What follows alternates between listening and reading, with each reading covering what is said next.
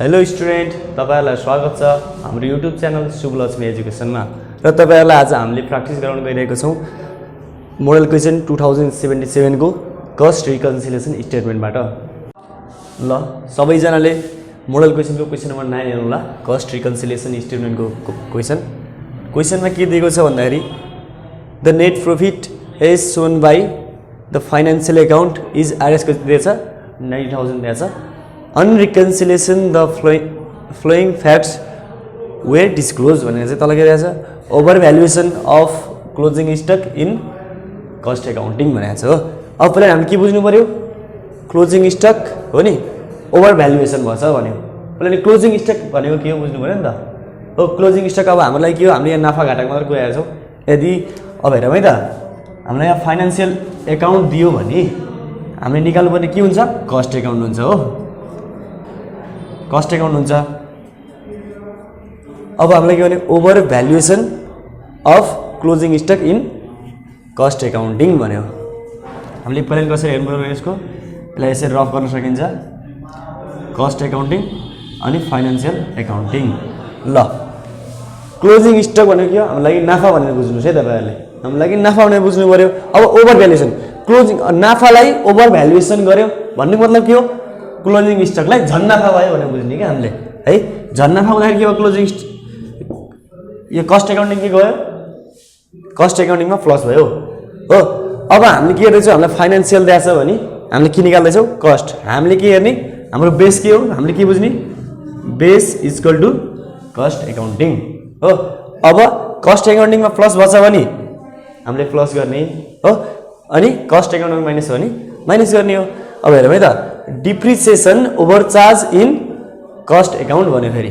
ल डिप्रिसिएसन हाम्रो लागि के हो, खर्च हो, खर्चलाई ओभर चार्ज गर्यो भनेपछि के हुन्छ, हाम्रो लागि घाटा भयो, कस्ट एकाउन्टलाई के भयो, घाटा भयो। यसरी बुझ्नु पर्यो हो। अनि इन्ट्रेस्ट फ्रम इन्भेस्टमेन्ट, ल यसरी कहिले के दिन्छ भन्दाखेरि इन्ट्रेस्ट फ्रम इन्भेस्टमेन्ट अनि ब्याड डेप्ट भनेर आरएसमा दिन्छ, तर कस्ट एकाउन्टमा हो फाइनान्शियल एकाउन्टमा हो भनेर खुलाएको हुँदैन भनेपछि के हो, यो हाम्रो लागि फाइनान्शियल एकाउन्टमा भनेर बुझ्नु पर्यो है। ल हेरौँ है त, इन्ट्रेस्ट फ्रम इन्भेस्टमेन्ट। ल हेरौँ विद्यार्थी साथीहरू नजुकिनु होला, हामीले इन्ट्रेस्ट भन्ने बित्तिकै के बुझ्छौँ भन्दाखेरि यो खर्च भन्ने बुझ्छौँ, तर यहाँ हेरौँ है त, इन्ट्रेस्ट फ्रम इन्भेस्टमेन्ट लगानीबाट ब्याज, लगानीबाट ब्याज हामीलाई के हो, नाफा हो नि। नाफा भनिसक्यो यो इन फाइनान्शियल एकाउन्ट हामीले बुझ्ने हो नि, यो के हुन्छ जहिले पनि फाइनान्शियल एकाउन्टमा हुन्छ भनेपछि interest from investment in financial account.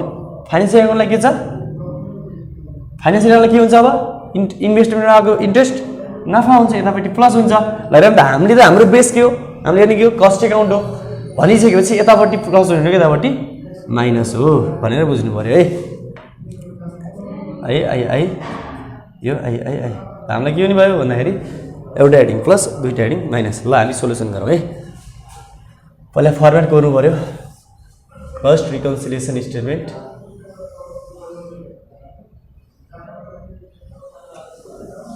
देखेछ हैन,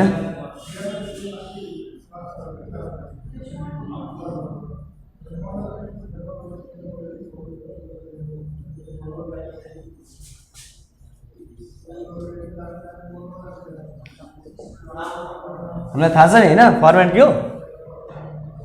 पहिला पार्टिकुलर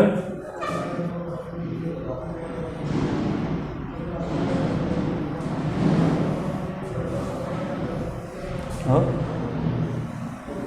आरएस लेख्नु भयो, नत्र डिटेल्स आरएस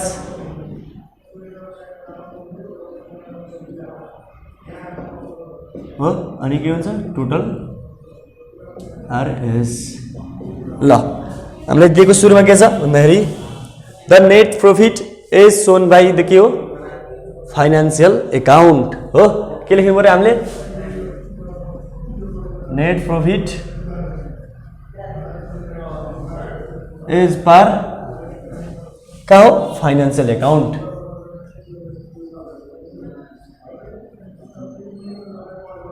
एमाउन्ट कति छ 90,000 हो भनिसकेपछि हामीले के बुझ्नु पर्यो, हामीलाई एन्सर केमा आउँछ, कस्ट एकाउन्टमा नेट प्रॉफिट अथवा नेट लस आउँछ है। अब के हुने भयो, हामीलाई एउटा एड गर्ने हेडिङ हुन्छ अनि चाहिँ लेस गर्ने हेडिङ हुन्छ। ल यो अघि हामीले रफ गऱ्यौँ, फेरि पनि बुझौँ है।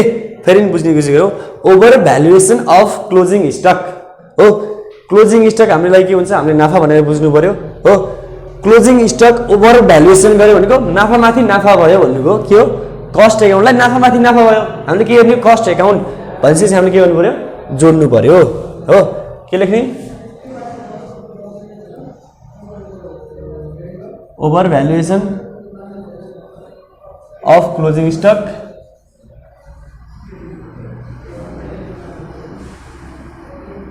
हो इन कस्ट एकाउन्ट एमाउन्ट कति आउँछ 20,000 दिएको छ हो अब हेरौँ है फर्स्टको सकियो अब सेकेन्डमा के भनेको छ depreciation over charge in cost account हामीले कस्ट एकाउन्टबाट हेर्दैछौँ भनेपछि डिप्रिसिएसन खर्च हो खर्चलाई ओभर चार्ज गर्यो भनेपछि यो के भयो घाटामाथि झन् घाटा भयो ओभर चार्ज गरिदियो भनिसकेपछि के हुन्छ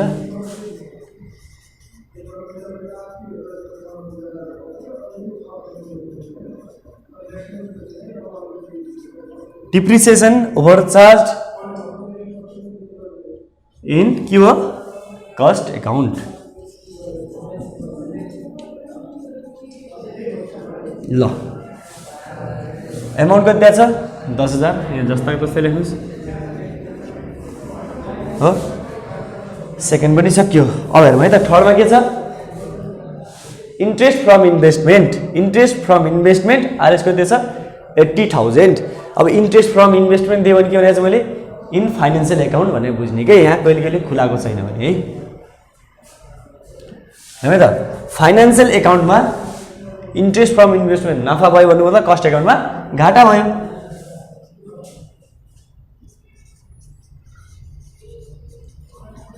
interest from investment in financial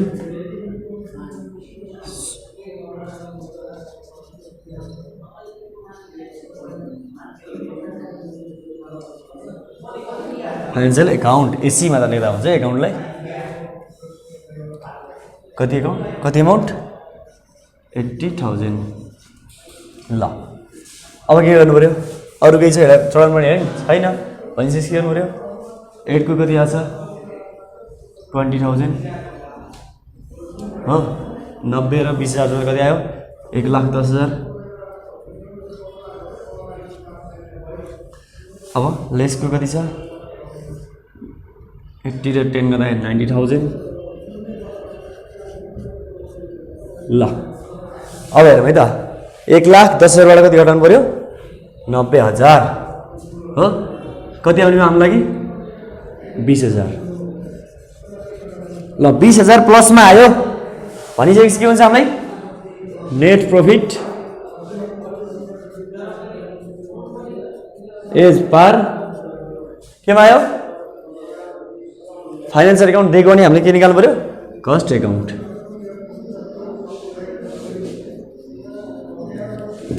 ल एन्सर यदि 20,000 नै हो र हामीले अझै पनि बुझ्नु पर्ने कुरा हामीलाई क्वेसनमा त यति मात्र दिएको छ म बुझ्नु पर्ने कुराहरूलाई तपाईँलाई नोट गराइदिन्छु नोट सार्नु होला है सबैले कपी कलम हातमा लिनुहोस् अनि चाहिँ सार्नुहोस् है हो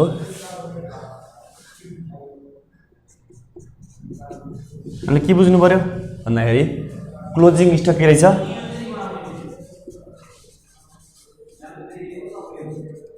क्लोजिङ स्टक के रहेछ नाफा हाम्रो लागि है अथवा प्रफिट अथवा यसलाई एड गर्न सकियो एड भनेर बुझ्न सकियो क्या है अनि ओपनिङ स्टक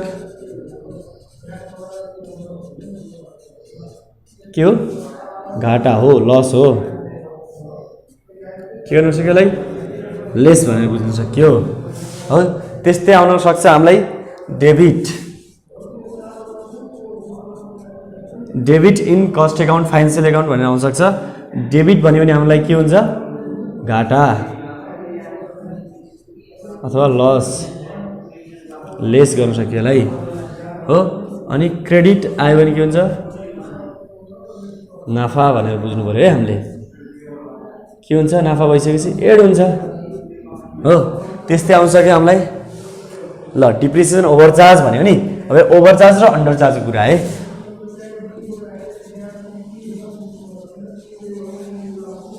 हो अनि चाहिँ अन्डरचार्ज हामीलाई यहाँ ओभरचार्जको मात्र कुरा देखाएको छ। यसलाई चाहिँ नोट गर्नुहोस् है, यसलाई नोट गर्नुहोस् ल सबैले चाहिँ कपी किताब कपी कलम हातमा लिनुहोस्, नोट गर्नुहोस् ल। ओभरचार्ज एक्सपेन्सेस है, ओभरचार्ज एक्सपेन्सेस भनेको के हो? एक्सपेन्सेसलाई ओभरचार्ज गरेपछि घाटा माथि घाटा भनेको लागि हामीले के हो यसलाई लेस गर्नु पर्यो, यसरी बुझ्नु पर्यो है हो। अनि अन्डरचार्ज एक्सपेन्सेस हो, एक्सपेन्सेसलाई चाहिँ अन्डरचार्ज गर्यो कम चढायो भने के हो हाम्रो लागि नाफा होइन, एक्सपेन्सेसलाई कम चढाएको नाफा होइन, हिस्सामा त नाफा देखिन्छ नि हो, त्यसलाई के गर्ने एड गर्ने हो। त्यस्तै अब हेरौँ है त, एक्सपेन्स कुरा आयो, अब इन्कमलाई हेरौँ है। यो टिप्नु पनि होइन, टिप्नु होला है ल। ओभरचार्ज इन्कम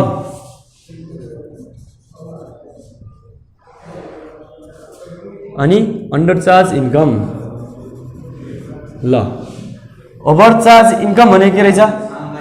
नाफालाई धेरै चढायो के भयो हामीलाई झन् नाफा भयो, झन् नाफामा के हुन्छ एड हुन्छ हो।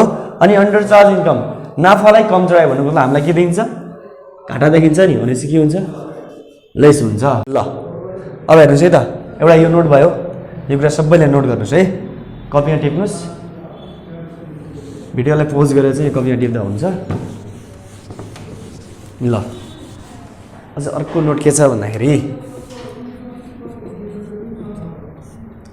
ल हेरौँ न त, यो के दियो अब इन्ट्रेस्ट फ्रम इन्भेस्टमेन्ट दियो नि, तर यहाँ in financial account in cost account भनेर भनिसकेपछि हामीलाई के हुन्छ भनेर बुझ्नु पऱ्यो के।